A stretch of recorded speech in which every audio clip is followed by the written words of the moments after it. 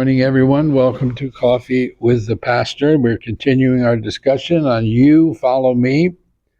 Here's some examples because we don't always see the whole picture. We see the part that we are part of, and it's such a small picture, but when you start stepping back the way God does, you realize that He is doing several things at the same time. Well, one great example is Moses, in the Exodus chapter 14. When the Hebrews get released by Pharaoh, get out of here, take the spoils of Egypt, just get away from us. Well, Pharaoh changes his mind and then begins to pursue the Hebrews. Well, the problem is he's pursuing them, and now they're up against the Red Sea. So they're caught between a rock and a hard place. Now, you know, the people began to whine and carry on and cry. And Moses says this, "Do not be afraid. Stand still and see the salvation of the Lord, which He will accomplish for you today. For the Egyptians whom you see today, you shall see no more forever. The Lord will fight for you, and you shall hold your peace." Take that paragraph. Okay, that sounds great, Moses. But God says to Moses, "Why do you cry to me?" So at the same time, this implies to me that at the same time that Moses is given the faith talk to the people, he's whining to God. And God is saying, "Why do you cry to me? Tell the children of Israel to go forward, but lift up your rod and stretch out your hand over the sea and divide it. And the children of Israel shall go on dry ground through the midst of the sea. And I indeed will harden the hearts of the Egyptians, and they shall follow them." Now that seems crazy, doesn't it? It doesn't seem like God is, God, are you paying attention? They're following us, they want to kill us, and now you're going to harden their hearts and make them want to follow us. But what they can't see is what God is going to do to them.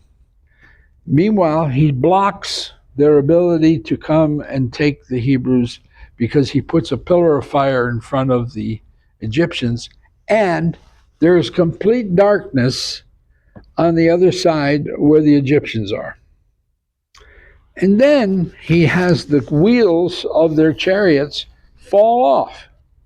So now it's difficult to maneuver their chariots, yet an east wind has blown all night long and dries out the ground, so that now what's estimated is more than 1 million people can cross over the Red Sea with their carts, with their belongings, with all their things, and there's no problem, nobody getting stuck. And because He hardened Pharaoh's heart, He sent His army. And just when the Hebrews get to the other side, He tells Moses, "Hold up your staff." And He's going to allow the waters to come back over. But the Egyptian army is now in the midst of the sea and is completely drowned. Then the Lord said to Moses, "Stretch out your hand over the sea, that the waters may come back upon the Egyptians." See, God is doing several things. One is, I want Pharaoh to know that I'm God and there is no other. And He said, I'm showing the Hebrews that I'm the God of miracles, and that at any point I can do something that they can't do. How exciting is that? And then in the middle of everything, He's creating a road in the wilderness and then destroys the entire Egyptian army. Now, in 2 Kings, we see this.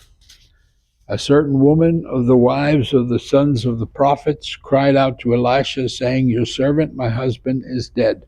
First of all, these are believers. She is the wife of the sons of the prophets.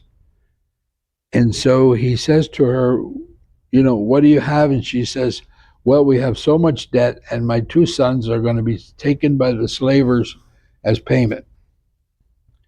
What shall I do for you? What do you have in the house?" And the maidservant has nothing but a jar of oil. Then he said, go borrow vessels from everywhere, from all your neighbors, empty vessels. Do not gather just a few. And when you have come in, you shall shut the door behind you and your sons, and then pour it all into these vessels and set aside the full ones. And so she did that. Then he told her to sell off the oil to pay her debts, and and her oil bottle would not go dry the entire time, and it did not. Let me tell you a story. Can I tell you a story? I want to tell you one quick story. I had a period of unemployment back in the 90s, and God favored me with a job, but it didn't start until after the new year. And we decided to throw a Thanksgiving party for New Year's, and the problem was we both were going around inviting everyone, so we had no idea how many people were coming. So we made several trays of baked ziti they had tinfoil covers. Well, I don't know how many people came. It seemed like everyone that we knew came and ate. And all they would do is open up the tinfoil a little and take a scoop of ziti and keep going. Well, those ziti pans lasted all night long. And we couldn't understand it because the first two were gone right away, and the last one just stayed and stayed and stayed. And it wasn't until somebody took the cover off that it ended. And I believe God extended that supernaturally because we had pure hearts of thanksgiving and we wanted to share it with all our friends. Well, we did. But I believe that tray never went dry until such time as we took the cover off and everyone could see. So you don't have to explain these things to me because I'm a believer. No matter what, I'm a childlike believer that God is able to do anything he chooses. God bless you. We'll see you again next time.